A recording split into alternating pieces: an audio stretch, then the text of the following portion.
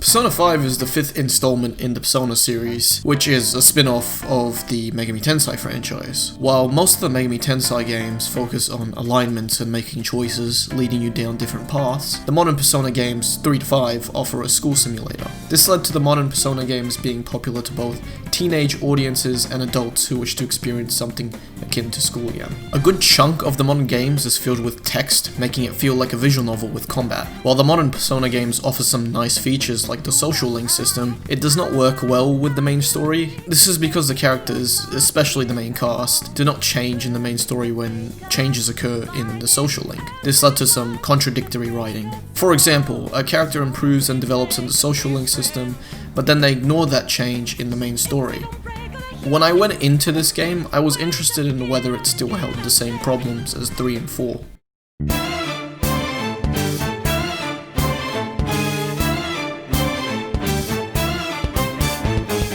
Persona 5's gameplay is great combat-wise. The school simulator part of the game, though, is not so great. Combat-wise, it brings the demon negotiations from mainline games, giving the player more choices. It adds gun attacks. The shadows in combat are finally fully rendered demons instead of weird blobs or cubes. And yeah, all of these together make the combat much more fun to experiment with. Problem is that combat in the game is far too easy. Even on merciless mode and hard, the game is a cakewalk. I never found any of the bosses remotely challenging. This made combat boring at times. Luckily, the dungeons make up for it. Dungeons in this game are some of the better ones in the Megaten franchise. They are stylish, well built, and offer nice puzzles. I had a lot of fun exploring these dungeons. They were much better than the dungeons in Persona 3 and 4, which were randomized floors. Something akin to that exists in this game called Mementos, which is used to fulfill requests given to you by confidants, get loot, grind, and to further the story. While Mementos is not great, it serves its purpose well. The pre-made dungeons, palaces are what I enjoyed the most when it came to gameplay. I did not, however, enjoy the school life simulator side of the game. It was mostly walking around small areas, talking to social links known as confidants in this game, boost main character stats like knowledge, charm, etc. This would not be boring if the confidants were remotely interesting, but all of them are almost carbon copies of each other, structure-wise. I'll touch on this as well as the writing for them a bit later, but overall, the dungeon crawling and level design of the game is great, but the school life simulator side of the game is okay.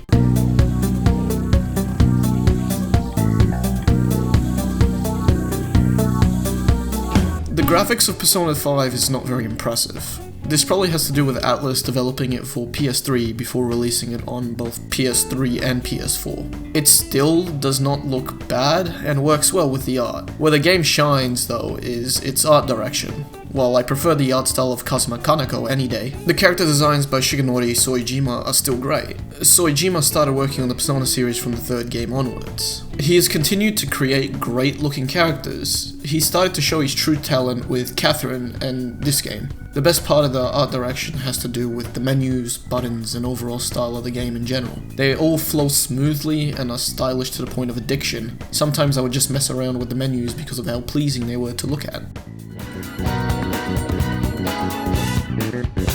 The sound of this game is a mixed bag. The sound effects are great, the music is good, the voice acting is decent at best. While I did enjoy some voices like Yusuke's, most of the voice acting was average or just plain bad. The line deliveries just felt off at times, making scenes awkward. The music can be great at times, and other times it did not fit the game at all. As an overall soundtrack to the game, it was good, but not as good as any of the other Persona games, including 1, the PlayStation 1 version, and the 2 duology. The battle tracks were good, but wore off quickly, the non-combat music is a mixed bag overall, and the emotional music just does not fit any of the scenes whatsoever. This made the soundtrack a disappointment, especially since it is from the masterful Shoji Meguro, who composed the soundtracks for Shin Megami Tensei Nocturne and Digital Devil Saga, some of the greatest soundtracks ever made. I like that Shoji decided to embrace his passion for jazz, but I feel it could have been much better. As for the sound effects, they're great. They fit well, sound exceptional, and add to the overall style of the game.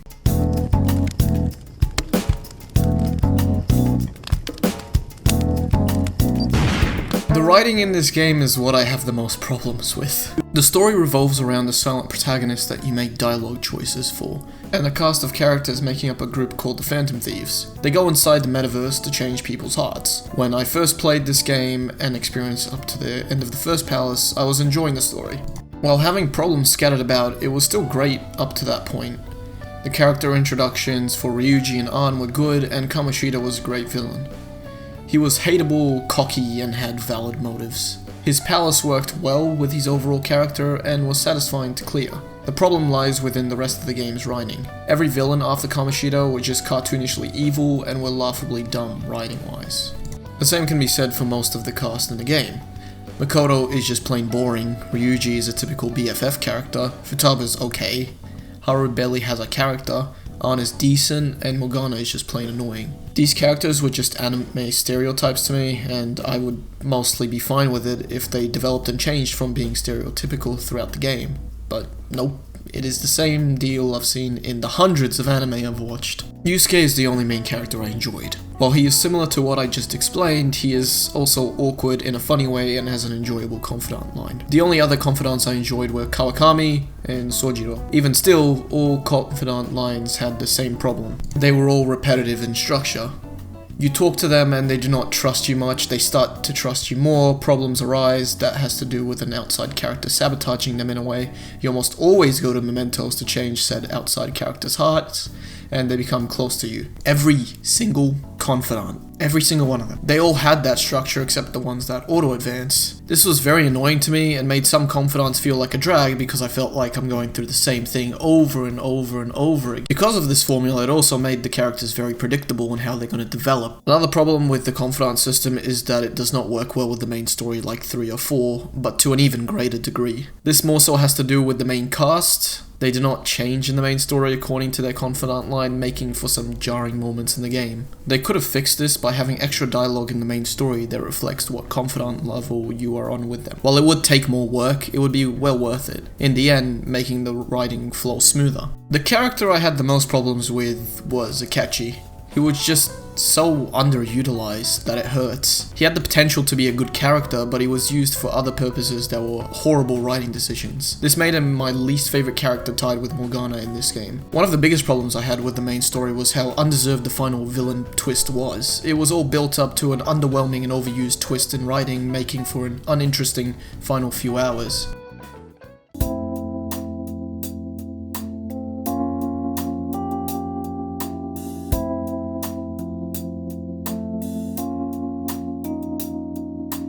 Persona 5, while easy, is great on a gameplay standpoint and is wonderful to look at. The new additions to the game from mainline Mega 10 and original mechanics worked great. This led to some fun moments in combat, mostly to do with demon negotiation. The dungeons, palaces are well built and are some of the better made ones in Mega 10. The graphics are not great but work well with the phenomenal art direction. The sound effects work well in the game, but the music can be a hit or miss, and the voice acting is not so good. Where the game fails is in its writing. It is only interesting up till the end of the first palace and then derails into a tropey mess. The characters for the most part were uninteresting and the confidants were all carbon copies in terms of structure, making it even more uninteresting. Overall, Persona 5 is a good game but leaves a lot to be desired.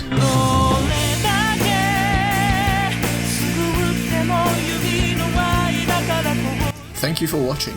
If you could not tell already, I am sick when recording this, so apologies for sounding like shit. I wrote this review quite a while back, but never made a video for it. Persona 5's anniversary was pretty recent, so I felt it was an appropriate time to make this. This is also the first video in an ongoing series I'm working on called A Very Late Review. This series will be me making reviews of games I've played long ago and have deserved a review in my eyes. I hope you stay tuned for more, stay safe, and have a good one.